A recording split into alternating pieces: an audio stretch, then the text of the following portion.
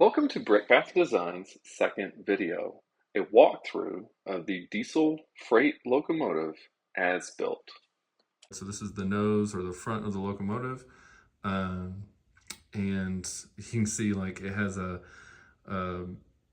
this is a coupler design that I'm working through right now. It's not, I wouldn't say it's perfected, but it's getting close. I like it because it's reversible from side to side. So whenever the locomotive flips around, it can connect to the cars behind it. And I'll show that in a moment. Let's see, there's the steps on the locomotive, and I'll show you kind of both sides. I got the chain in the middle, got the nose, and then the cab of the locomotive, and then the hood for the engine. So in fuel tank, air cylinder, bogies or trucks, and where like the two cab members, the engineer and the conductor on that side. Yeah, so walking through it, obviously the nose has, and I don't have all the terms correct here, so I'm going to just call it what I think it is, and you can correct me. But I have, obviously, the steps or the ladder coming up on this side, and same thing with this side. I have a little bell right there. Fuel tank has two fuel caps, one on each side.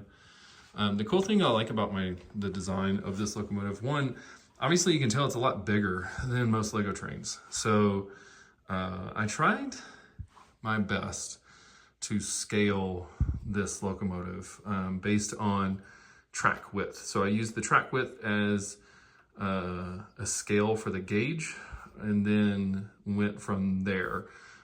So this is 10 studs wide, but then the handrails stick over a little bit. And what I got on width for scale should be like a little over 11 studs wide.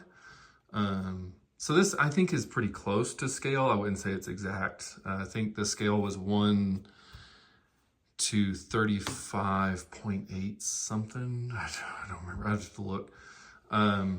But it has a nose light and a cab light. I don't have those lit yet. That's a goal in the future. One of the things I like about this locomotive is I designed it so that I could take the cab top off, and then you can see into the cab, and design the little console where the engineer would sit. There's an ice chest in here. There's the conductor's seat. Now, I mean, it doesn't have like working doors. Let's see, there would be a door here and a door here, and it doesn't have working doors. So, but that's okay, right? Because it's all play. And then there's a little thing right here. I can't actually fully open it, but there's like, I put little electronics back there.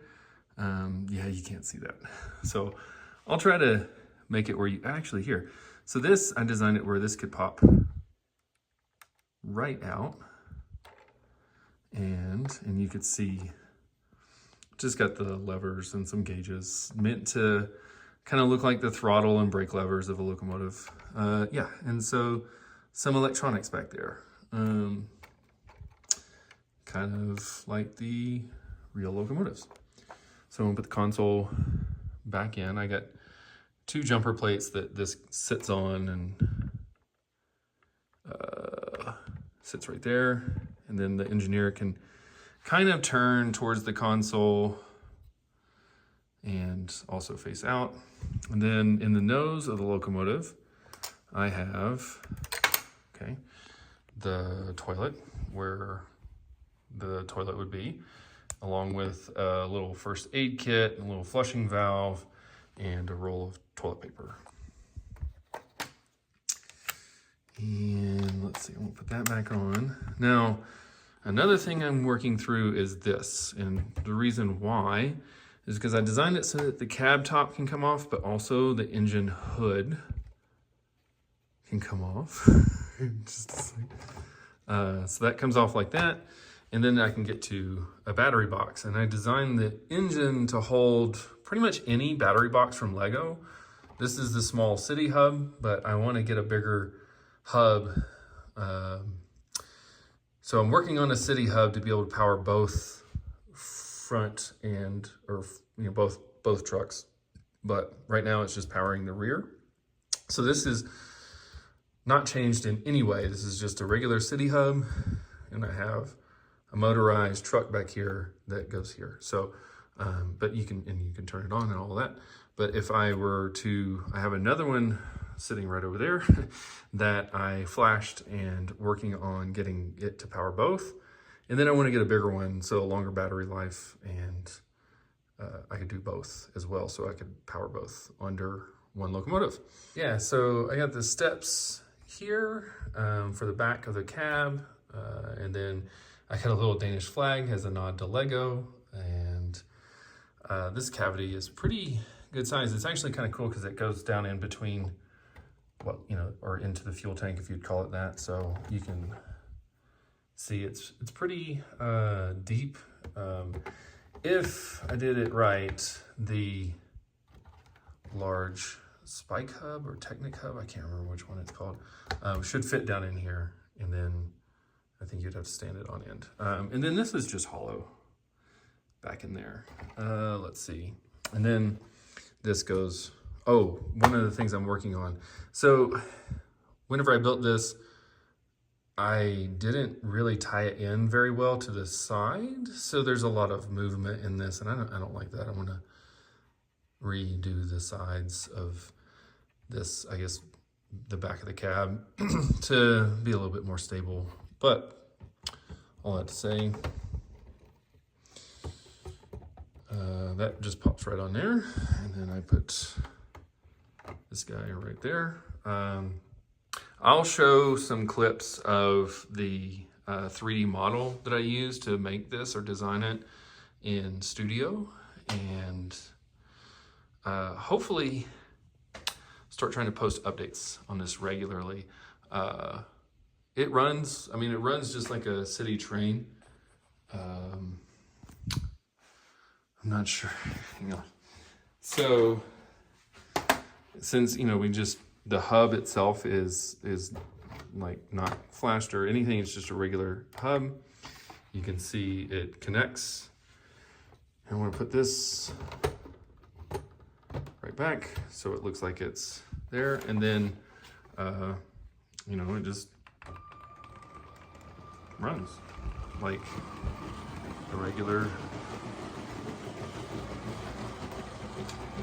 train. So that's the whole train I have right now, is the locomotive and 2 cars. But hopefully I'm gonna get more, because I like the size of the locomotive. I like the size of the cars. I feel like they're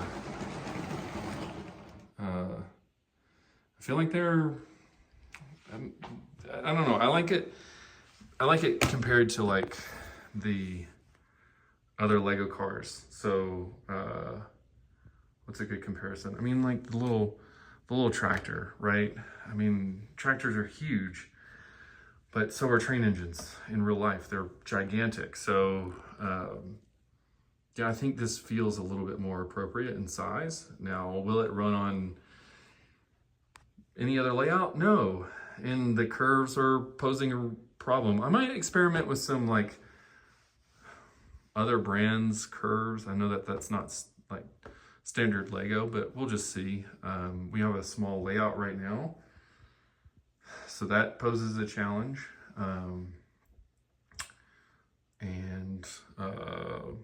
Yeah, I mean, I think I like where this is headed. So I think I want to keep working on this. I have some other designs for other train cars and other locomotives that I want to start trying to work on building. Yeah, one piece at a time, we'll get there. Hope you enjoyed the walkthrough of the diesel freight locomotive. I will do more videos on the couplers and the other cars and other car designs and just other builds in general. So thank you for watching, and you can like, subscribe, or please comment, because I need the feedback, and I hope you have a wonderful day.